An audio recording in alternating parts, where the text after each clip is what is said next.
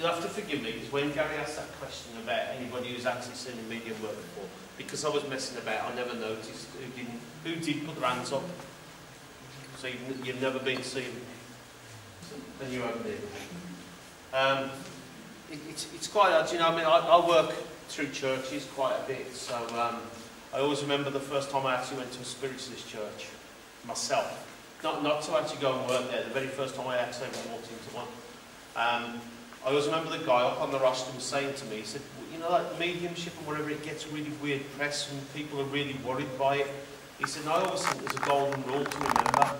He said, nothing strange is going to happen, but if it does, make sure I can get up there before you lot get out. And you know, and that's very, very true. That's how it is. It isn't strange. You know, I mean, there's just things that are going to come into my head that aren't mine. And that's all. There's nobody going to appear, and you know, glasses of smoke and stuff like that. Well, unless he's actually got something rigged, which you never know. He might have. Right. Now I'll start properly. You know, you'll notice. I know there's a few around that have seen me before, and hello to you as well, by the way. So, first thing to notice, obviously, for the people who haven't seen me before, is I'm not from around here. Totally different accent, right?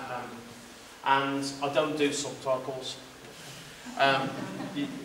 I'm actually from the Black Country, and oddly enough, and funnily enough, Gary was like in my neck of the woods last night. We actually did a night at a haunted venue, actually in Dudley, hometown. So we actually, it's like he said, he feels like if he's been with me all day. I don't know if it makes any sense if that's a bad thing, you know what I mean? But I think we left the pub at about 3:30, yeah, 3 to 3:30. And like him there, he was supposed to stop in a local hotel, and then went to his hotel room and decided to drive home. That's a bit of a silly thing, really, isn't it? It's missed my wife. Oh, that's it. Oh, that's nice. Right. So having said that, I don't do subtitles. When I actually start working, and hopefully, like, it is true, I will get to as many as I can. Because like there's, you know, 20-ish or whatever, what I'm going to try and do is I will get to as many as I can, obviously, but to do that in about an hour of mediumship, they're obviously going to be reasonably short readings and to the point. You can actually do it, you know, like, I mean, I've actually seen mediums who go to churches on Sundays and they may only do 2 readings in 3/4 of an hour or something. Well, that's brilliant for the people who get the readings. But for the ones who are actually sat there and the bums start getting numb and everything, it's not so good. So the idea is that if I do try to, I will link with as many as I can. But obviously it's going to be short and precise stuff. A little bit more, but actually just before I do actually start the mediumship, a lot of people ask me how long I've been doing mediumship, and my normal reply to that is, well, what time is it now? But the real truth is, it's about half my life, about 20 odd years, I've been aware of spirit. Not working with it, but I've been aware of it. It did do that thing to me at first. I actually thought I was going mad, and I was waiting for the men in the white coats. But they didn't show up, so I was still free to carry on. I've actually been working through churches and everything for about the last 11 years. I did go through church training. The other type of thing that I'm into is what you've been seeing up on the wall there as well. I'm into the most haunted type stuff and the paranormal evenings. I do see it as something totally separate, because like, although the history books might say that what we're saying is correct, it's quite difficult to tell somebody that there's a 500-year-old man stood in the corner, you know, because like, it's just one of those things, who's going to doubt it?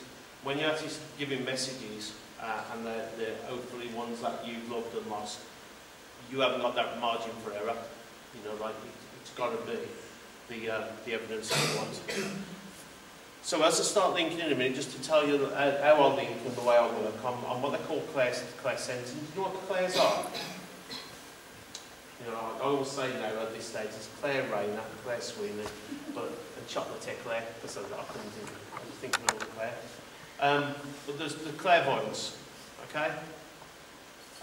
Clairvoyance, everybody thinks they're going to go and see one, learning to talk about tall, dark, handsome strangers and lottery numbers. It doesn't work like that.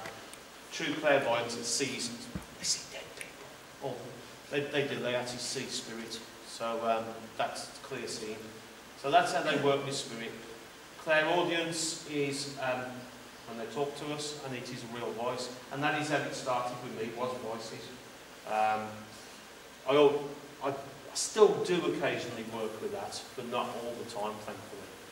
And the reason I say thankfully is I just keep thinking, when the mother-in-law goes, I wouldn't want that like in the ear all the time. So, thankfully, I actually work on a clair-sentient level, which just means I sense that there's more there than we can actually see.